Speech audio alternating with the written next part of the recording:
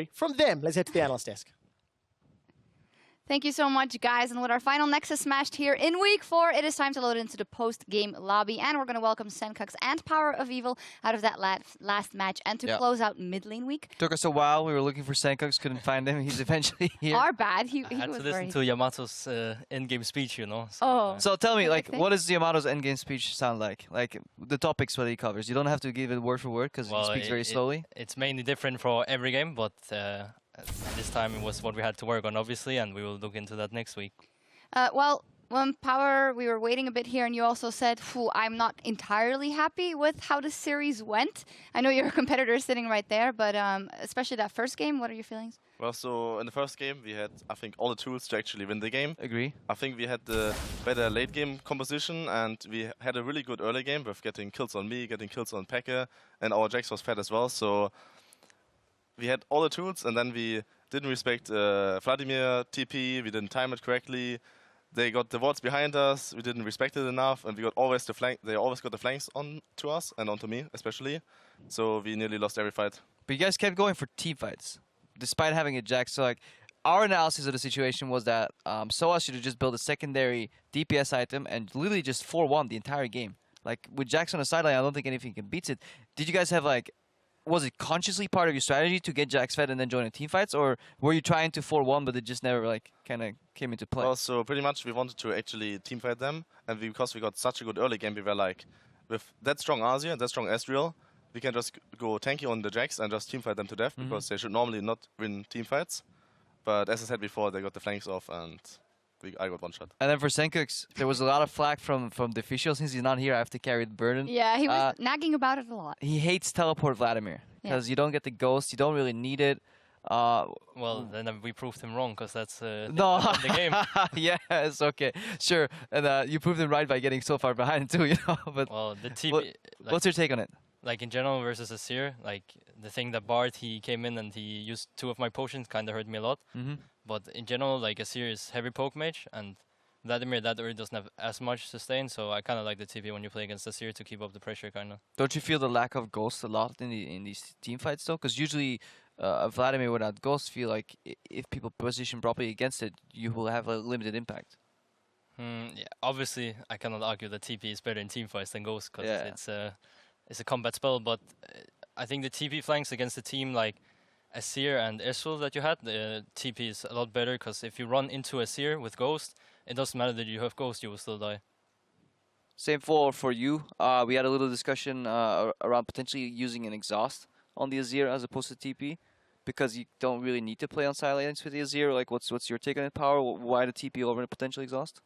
Well, so just to actually sometimes be able to go on the side lane as Azir and to have a better laning phase against the Vladimir, because normally I think Vladimir should beat the Azir in the early game, but I went for the early Morelos. I got really good, I think, trades off, and we normally had the pressure. And afterwards, after my second item, I can go on side lane, put some pressure, and worst case TP into the lane. Yeah.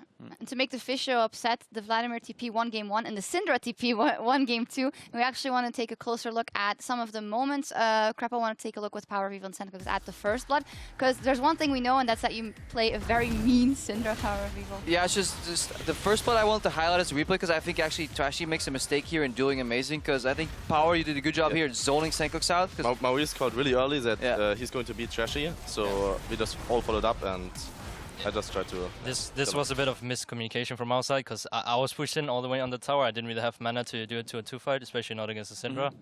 And we should not have went for this play, especially not when I'm pushed on the top. Because it was Trashy, they had a bit of a scuffle and then they backed off, and he had the scan on him, so I don't think Amazing knew that he was going to get engaged upon. It was like almost reactionary, and they still won out. So that for me was a bit of a mistake.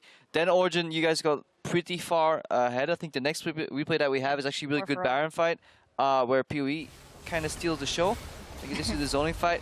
Yeah, this is where we come from top side. Do you want to talk to what's going in your head first here? of all, we didn't know that they're doing Baron, so we were kind of surprised and we were kind of panicking. But we had a really good spot with me being top side and just doing stuns, doing slows. We call it that we slowly engage on them, and the trash is really low life. I call now that I'm going to do a stun soon, and then we all try to follow up on that. And Van der Weyer engages on me, I just try to 1v1 him, and that's pretty much it. Senpai, were you guys surprised by Power just suddenly coming from the top end of that fight? or was it all like? I guess I was kind of surprised because we panicked in a way, because I think if we actually ran to bot side here, we should have won this fight. But the fact that I have to run through 3 people and a trundle pillar is kind of difficult for Cillian, especially when I'm pretty sure I didn't have flash in this scenario. But general, the Baron was kind of a play from us, like a panic play, or like we like to call it freestyling when we get a bit too far behind and we have to do something to actually win the game. That is actually a cool topic because it leads into the next play. We play very well. Spice, last split, wasn't freestyling. You guys would just go down slowly, play not to lose, but here you're almost like forcing too hard, but somehow Wunder still finds a really good 2-man ulti here. And I'm just saying, man, if you had that was pretty much my fault because we were talking about engaging with my triple stun combo. The new Syndra can pick up 3 bolts. Yeah. But I missed the stun. They, I think, sweep up the Gnar, engaged on me in hybrid, and they kind of split because I think Pekka was really far on the left side and Trundle was zoning Rek'Sai. So they just pretty much engaged really good on us and killed us all. And I think this is one of the strengths of the, I guess, new Splice roster or the new Splice iteration in the way you guys play. You guys can get behind and still come back into games. And the last split for me, it wasn't there at all. Is that something you worked on, or is it just happened because everybody's just playing that tad a little better? Mickey is slotting in. I think it's because like the most basic things are down now. So when we play on our A level, like in general, we can play up against any team in Europe. And when we then don't do it and we get behind early, we kind of like just say, okay, if they play it perfect, they need to win, you know. So we need to do some crazy TP play or whatever. Crazy TP play, it works, hey. Player of the game in this one, Power of Evil, your Syndra play delivered you the player of the game. Maybe same question for you guys. What is for you with what's going on in OG now and Xpeke on ADC as a team the main priority to fix or improve on right now? Well, we need to take care of flanks first of all. You could see in the first game that we don't respect the TVs enough, so that's a huge thing. And I don't know, we actually play really good and get a really good lead, and then we just suddenly throw everything away. Like we had the Baron, chaining the mistakes. Yeah, too. exactly. We had the Baron, we had I think the gold lead. We want to go bot lane. We have the setup, and then we just split up and everything goes wrong, and they engage. We get 5 ult and they get turrets. And is it a shot calling problem? Is the voice suddenly disappearing? Is there multiple people talking at the same time and then they happen to all be silent at the same time? Or what do you think is one of the causes of this problem for Origin? I think we are a little bit too greedy because in that particular situation, I want to go for the stun and then engage. I think Hybrid didn't really follow up on it because he didn't have the Bard Q spell anymore. So we had no disengage tools ready. I think we used the pillar already before. Or no, actually, we had the trundle zoning, so we didn't have the pillar for disengage. I think at this point we are sometimes just not on the same page yet. Yeah, and when it starts going wrong, it keeps going wrong. Apparently still a tie for you guys in this day. I do want to take a look at a couple of other matches that happened today because some things were absolutely crazy. One of those is Vitality versus G2. Let's first take a look at some of the things that happened before it got absolutely bonkers, and then later we'll see crazier. Were you guys waiting for this match? Yeah, we were standing behind and we saw Sean's jump when the Nexus survives and they killed theirs, so... Spoilers? No. Yeah, that's actually crazy. It's a pretty crazy moment. No, it is actually... I like what Vitality did in the second game because they were very proactive. First game was very lackluster from them, though. They almost kind of rolled over and died. So this was... I believe this was game 2, or is this This is game 2, right? Because this was actually Nuketook landing on a double bomb. Sven got caught a couple of times. G2 wasn't looking as solid. This fight was amazing from Sven, though. If you rewatch this fight, keep your eyes on him because he just flashes to the right to dodge the zillion bombs. He just continuously hits frontline, doesn't get hit himself, and he carries fight. That's just the beauty for watching him. Like when he's on form, he is a level ahead of. But I honestly think that the situation was really bad for Vitality as well because there were 5 men with a no gap closer AD carry and Zillion in the Baron pit, and they got flanked from I think every side. And obviously, every player of game has to dodge the skill shots, especially Sven, and then they just won the team fight really strong. Yeah, words cannot describe the ending of that game too, so let's just take another look at the madness. Deny the backs. G2, it's going to be long, but I think they can end the game. Now he's ulting in. The double global's paying off. Suddenly, 3 members of G2 are in the base, and they're set to end the game. All they need to do is hit the Nexus. They're taking their time. Perks running laps, trying to dodge out the bombs. Cabo on the way in, trying to create the space necessary. Expect goes down. Close. 1 life. He just needs 2.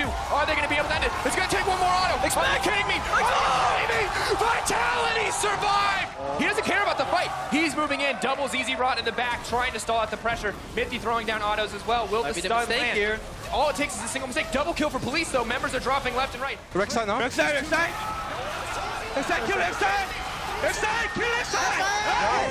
Oh, Oh my God, Vitality! Look at his face! That's the man! He's tilting right now! The thing is gonna die now. Yeah, you have Jay. Let's go tower only. Tower only. I saw him.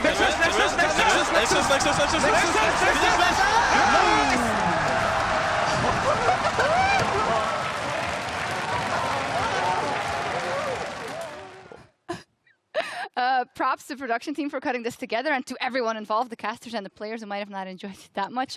Power People, you had a huge smile on your face. You've been in a lot of these situations before. What did you make of the ending? Well, so first of all, what I can say is I think X-Pac was missing at that point because they failed to try the backdoor. Yeah. If only they had the X-Paco experience. But you would actually say that they learned from our game yesterday and tries to backdoor, didn't manage to do it. So I don't know, it was actually funny to see the similar games. Yeah. Both times the 3 inhips are down. It's like not an endless game this time, but Well, they had to wait 40 minutes to do the backdoor, then it Yeah. had to be your game, so we could stand backstage for hours again. That would be nice. That's twice in a row that Spice was waiting for a backdoor game to Yeah. finish. Oh. Very nice. Spice actually doesn't have, I don't recall immediately, a super crazy game with crazy endings and stuff like that. You guys are pretty much standard Either we win. lose it or we yeah. win it. That's Do you want just some have of these, boring or? games. It could be fun, you know. We're just a boring team apparently. We either win the game or we just get stumped, so that sucks. Working on that. I actually want to delve into that a little more. Yesterday, Perks and Feverin talked a bit about it too. It's just that it's really hard to replicate some of these stage environments in scrims, especially like because people FF at like 20 minutes, 25. A game like Fnatic Origin yesterday, would that ever go on that long in scrims, or with 3 inhibs down, or would people just forfeit? You can go first. It would never go on for that long, because if you're that far behind, I think in the scrim you would just go for random fight, and if you lose, you just think, it's just a scrim, guys. Yeah. We can go next. Do you think that's not particularly just on these like backdoor games, because this is like a super extreme example? Do you sometimes think scrims end too early, or teams can't really practice the cutthroat like moments on the stage where you're 40 minutes in and you need to make that right decision, and people don't take it as serious because it is just a scrim?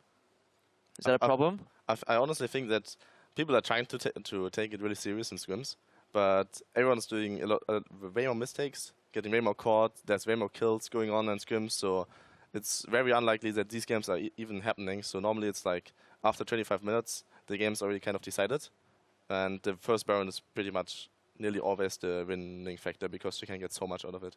I also think it really depends on which team you're scrimming, because there's some teams that always face the end. I remember the old Copenhagen Wolves. They were known for always playing it till the Nexus was actually 10 HP and then pause. But now there's a lot more, I think, where you just try something if you're behind, and then if it doesn't go wrong, you're just gonna FF. Because if the enemy plays right, they should still win the game. But I agree, as Paul Feeble says, there's a lot more kills. People don't seem to care as much, and that's just what happens. Yeah.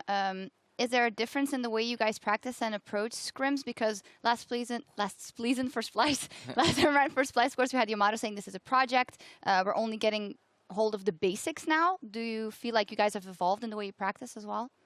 I think the practice is kind of the same. I think the way we play on stage is way better, though. I think last bit we didn't play any way that we did in scrims. We weren't aggressive enough. We just, like Krepo said, when we lost the game, it was just slowly and painful to watch. So.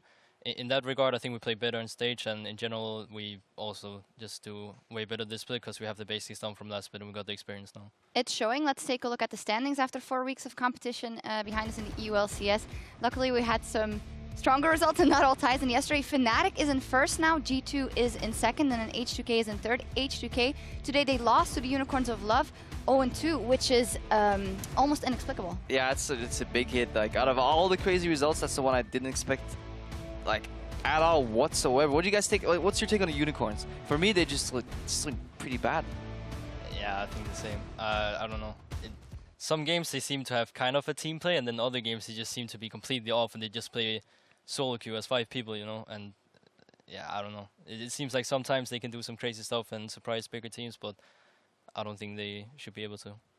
Of course, you're ex-team, but what can you say? I think they have, in a lot of games, really good early games, and they get really far ahead, and then they do, I would say, a similar thing as we're doing, and they just completely stroll, and if they do 1 or 2 mistakes, they just keep doing Dominoes keep falling. Yeah, exactly. They had, like, in a few games, I remember, they had, like, 8k gold lead, and then suddenly, after 3 minutes, it's, like, the same gold again.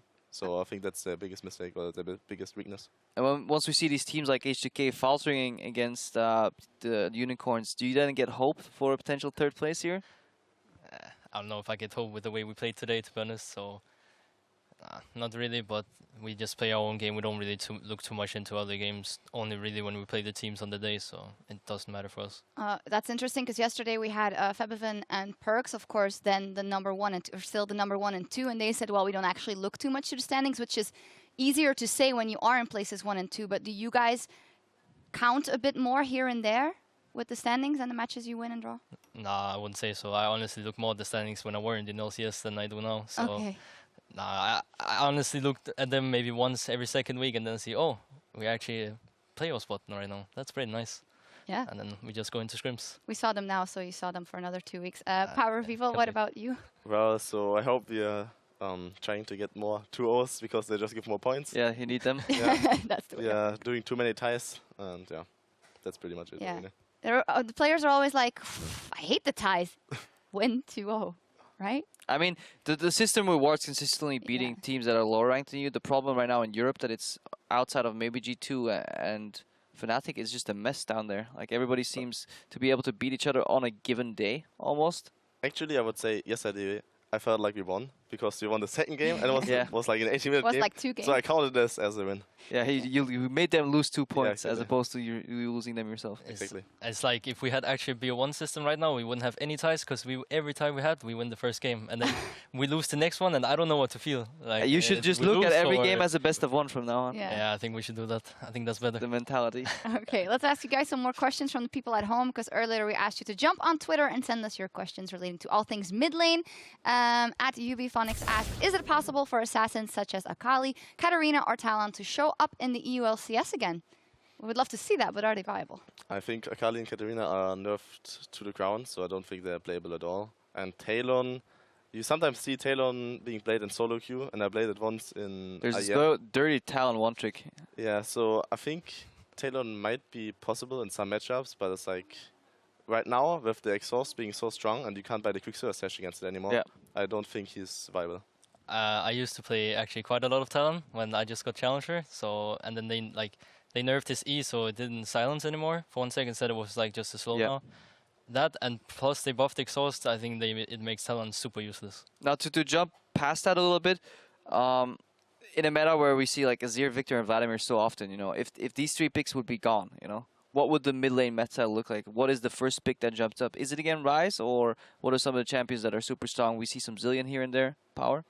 I think it's a lot about counter picks at this point because Azir, Ryze, or what do we pick? Yeah, Azir, Ryze, and Victor. Vladimir, Azir, Vladimir. like these 3-4 picks are all really safe and you can nearly play them in every matchup.